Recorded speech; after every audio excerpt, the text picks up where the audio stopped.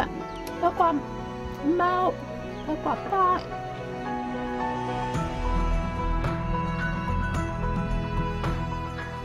In May 20 of 2009, a friend of mine called me up and wanted me to go and replace some missionaries in Thailand on the border.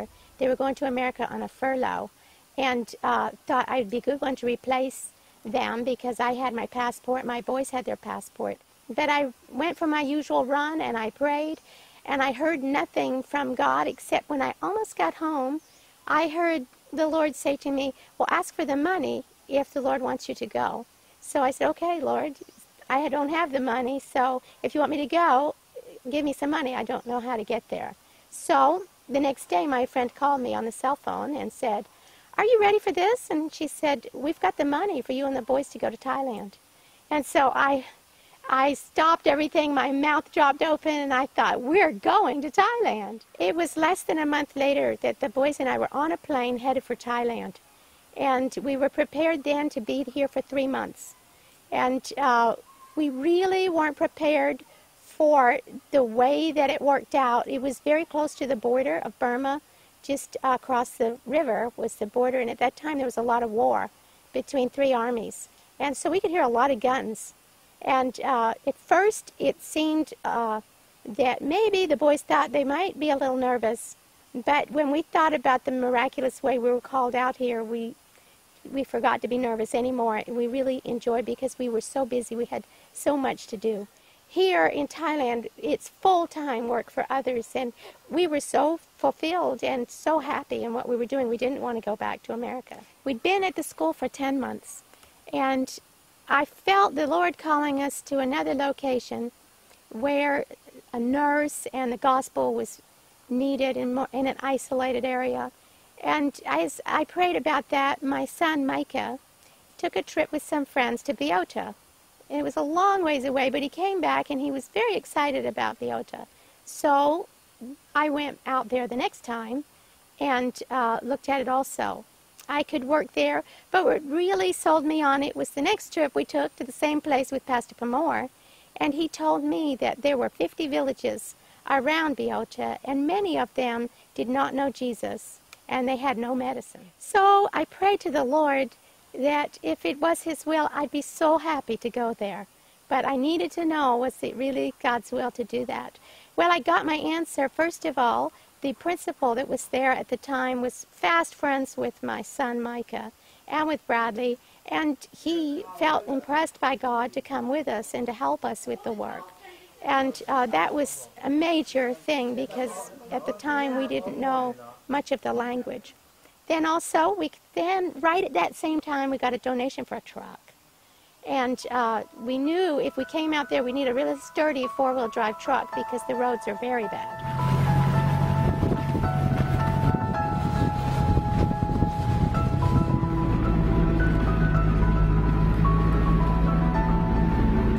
When I first used the four-wheel drive on this road, I broke it completely. And so it all had to be done new. The transfer case, I learned what that was.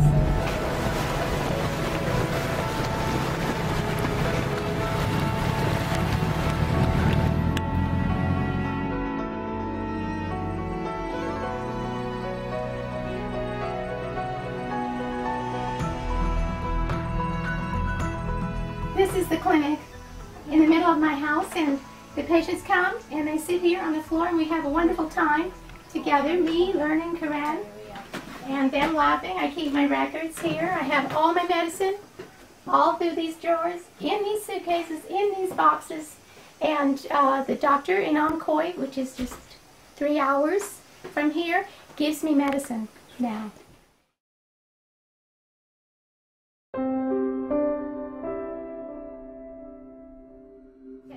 This baby is a little bit over 1 month old, and it was born with a club foot. The right foot is turned in, about 90 degrees turned in, and so that if nothing is done, this baby would be a cripple, grow up, and not be able to walk. This was born in March. So there's an option that we're giving the mother today so that if she wants, we can try to raise the money so it can go to Bangkok Children's Hospital and have corrective surgery in the ankle so that it can then grow straight. Today I want to teach her some range of motion that she can do to help correct this as much as possible on her own. And then do it again.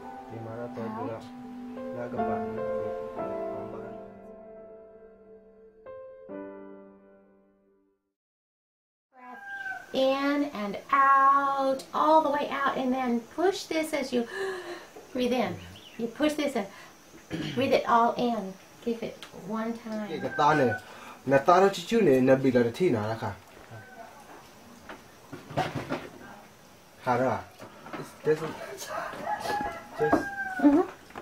Put your lips down.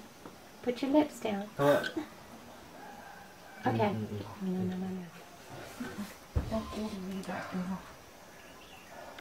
Okay.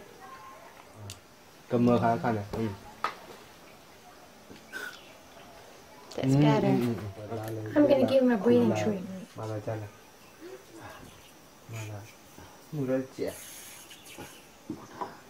In about 30 minutes, he should feel better.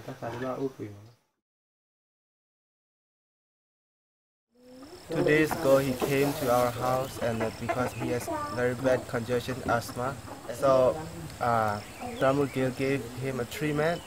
After that now he feels very good. God answer our prayer.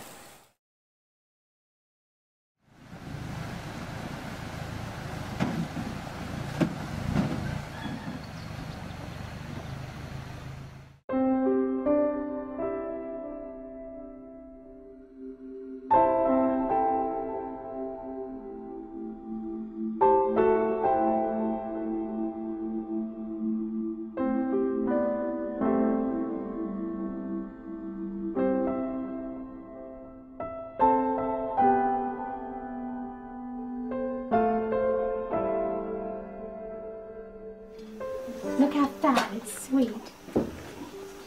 That's when This is very tight. This is the one, he was in the hospital for many days. Look, very cute. At 12 days old, he was dying. He had a blood infection because of the dirty way that he was delivered. Babies can get it very easily. Their hands are not clean. The mother can get it too, and she had some. But she's good now. She's way better now. She was dizzy for a long time.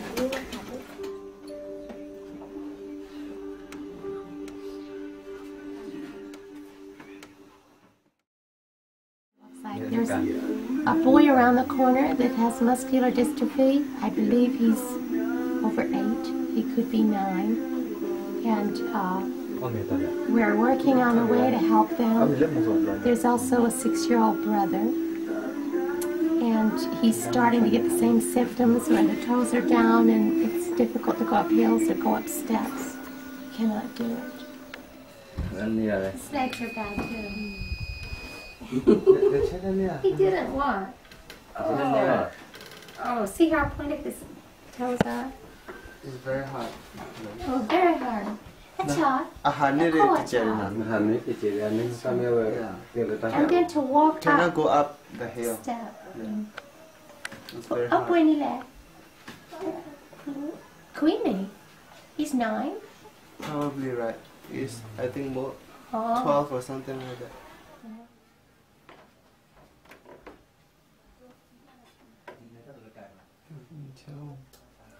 And now it's in the shoulders, so that this shoulder girdle is affected and the arms cannot work.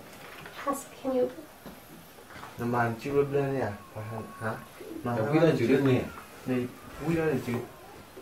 Oh, it's hard. Acha.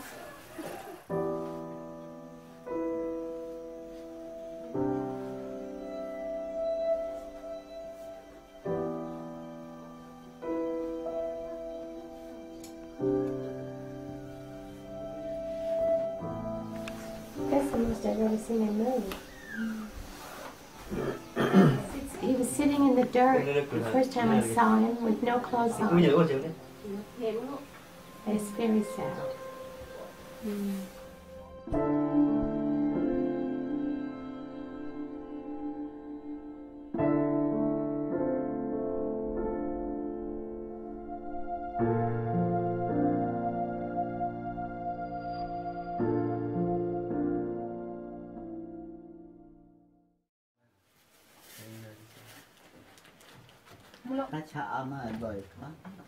This man says he's 68 years old. We've seen him before. He has chronic COPD, obstructive pulmonary disease, because he smokes incessantly.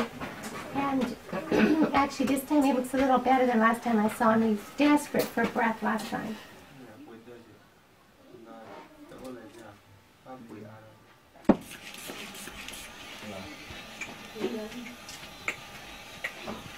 $180. Over 100. That's really high.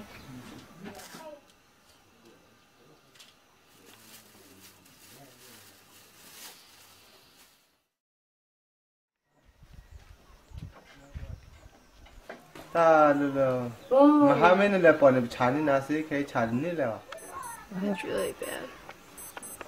Just put it like that. Your finger?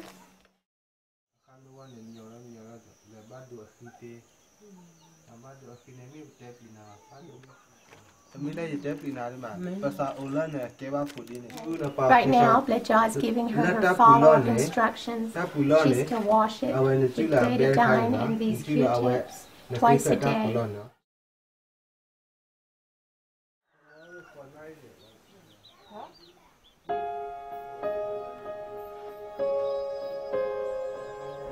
Really, it's just wonderful working with Bleja, because the things that I do for the patients, he already knows what it is, so I can just hand him the stuff and he goes ahead and explains the whole procedure to them without fault. So anything to do with the medicines, the vitamins, the natural remedies, he knows and understands and goes ahead and explains it all. So we work as a team and it speeds us up. It's very easy.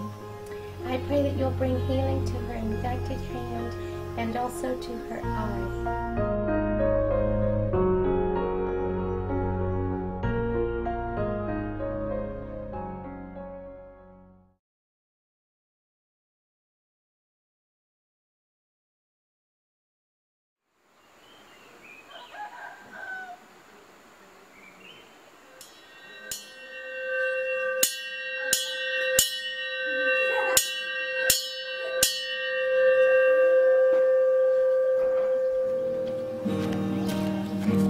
Good morning. This is our Sabbath. Happy Sabbath.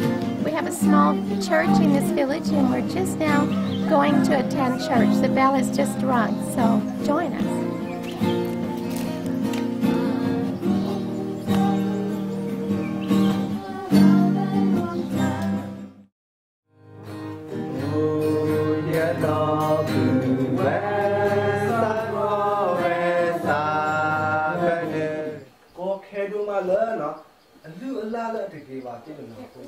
Smoke 15 for 2 weeks, and then smoke.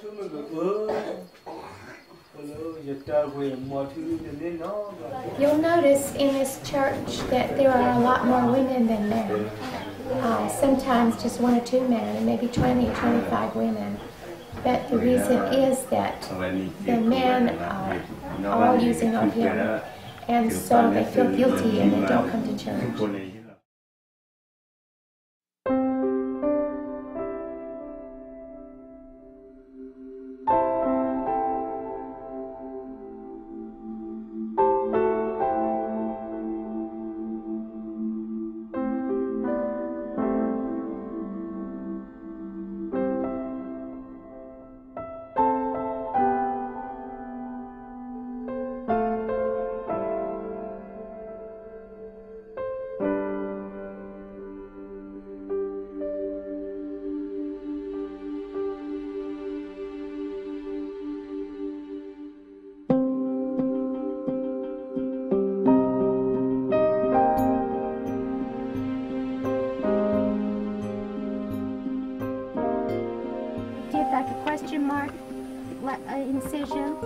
This man had been on opium for years, maybe 3 or 4 times a day. He did the opium, and he was going downhill really fast. And some days he didn't want to live. He threatened to kill himself before. And this time, he planned to really succeed. In fact, when he shot himself, he could hear this little girl, which was just behind him. He could hear her crying. And she cried so hard that in his mind at the time, he thought she was dying because of her grief. And that made him really feel bad. And right then, he determined not to use the opium anymore.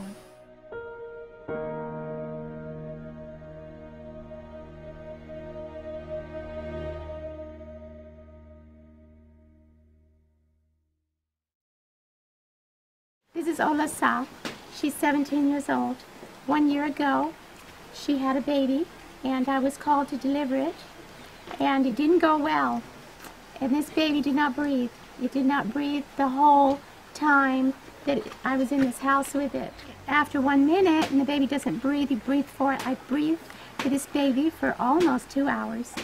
Finally, it took 1 breath to my 2, and then 1 to 1, and then it started breathing. So finally, somebody was able to get a truck out of Wasuta. I don't know how they found it, but it took us to the clinic, and then they in turn took the baby to the hospital. But the baby isn't right. It's got some problems from lack of oxygen and a hard birth. I think the baby didn't breathe because of opium, and the opium knocks out the respiratory system. So I really would like you to pray for that baby, that the Lord can heal it even yet, because I feel it was a miracle I was here that day to help her. All of the mountain villages, without any exception, grow poppy flowers and make opium. And as a result, they also are addicted to opium. It is a huge problem. And I first realized the extent of it when I took a trip and came back, and they told me that 2 men had committed suicide because they're depressed about their children, about their habit that they cannot break.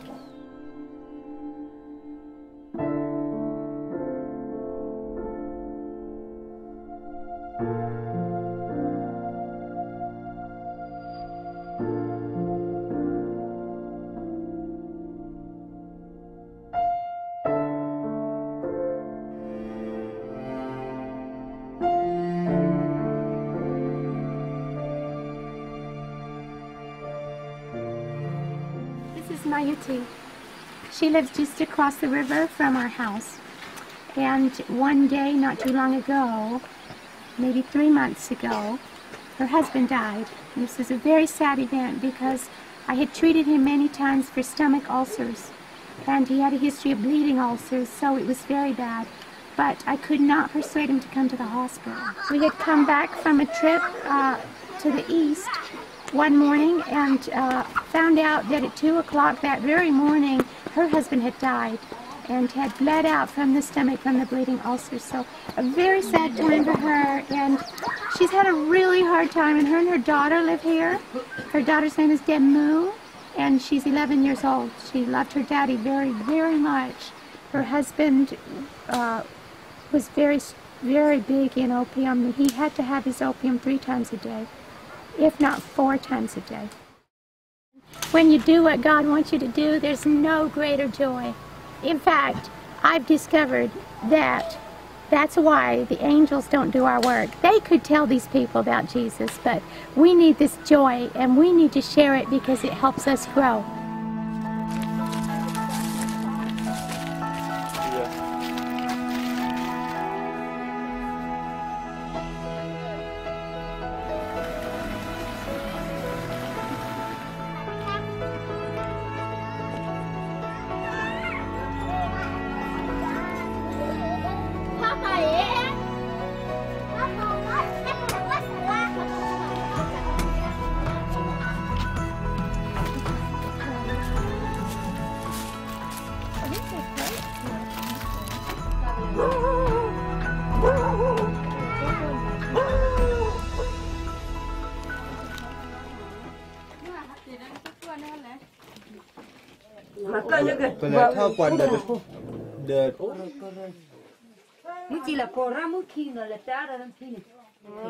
This lady does not know how old she is. Yeah, but she has a headache. She's dizzy-headed. Her head feels heavy. Her name is Muinya. It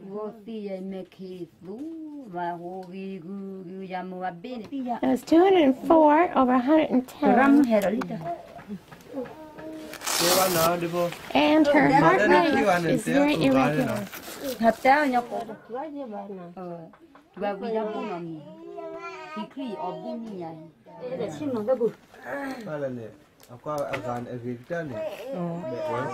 blood, she says the blood sometimes is all messed up. Sometimes it goes around in her stomach and she can't take a deep breath. Sometimes it rushes up to her head and down and she thinks her blood is all messed up.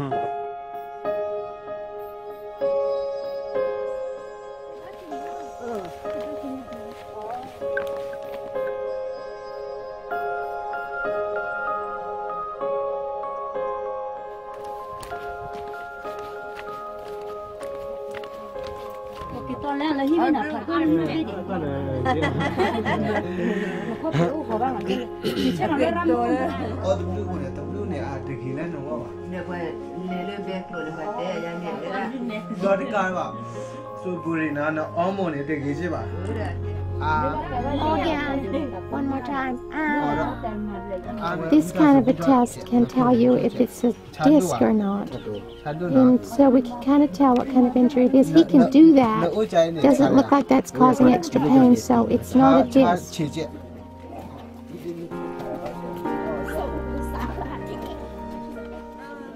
We are now leaving Blacklow Village. We are very tired.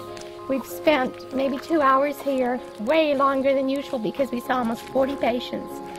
Some are very sick, but now we need to hurry because we need to get home before dark.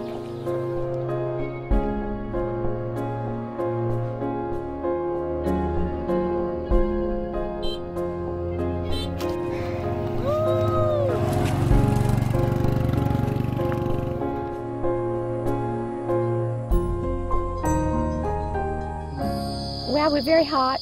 We're on our way back from the last village today. After going to 2 villages, it took a long time. We've seen just under 70 patients today and emptied just about everything from the backpacks. And you can see now it's dark and we're not home yet. So it's been a very satisfying day though, and I hope that the people are relieved of their problems and closer to God because of prayer.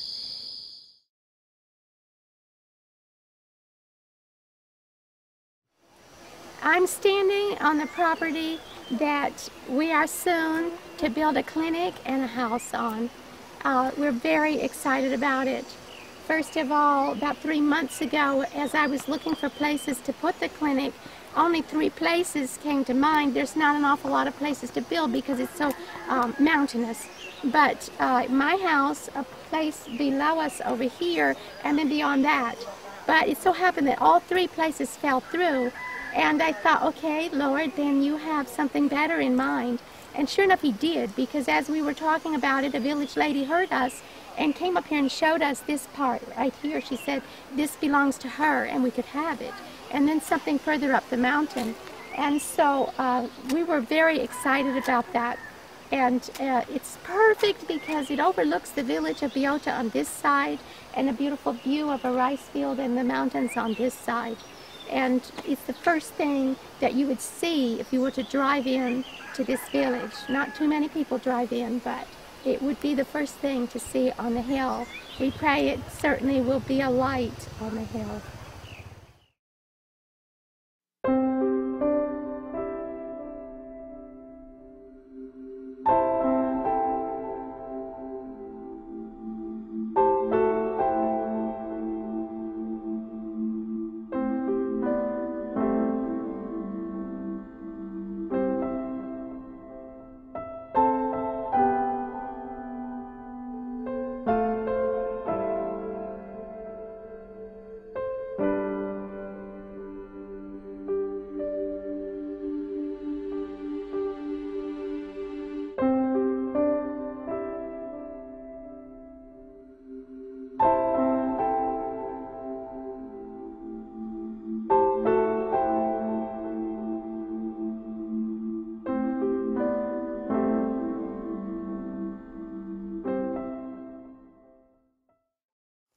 am overcome with a sense of urgency that Jesus is soon to come, and I am not ready, and the people I am working for are not ready.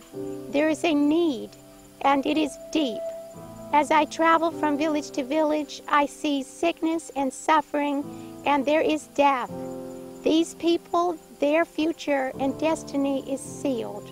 And it seems in each village, I need a presence. I need to be there to work with these people, to teach them and to help them and show them a better life, especially the life in Jesus.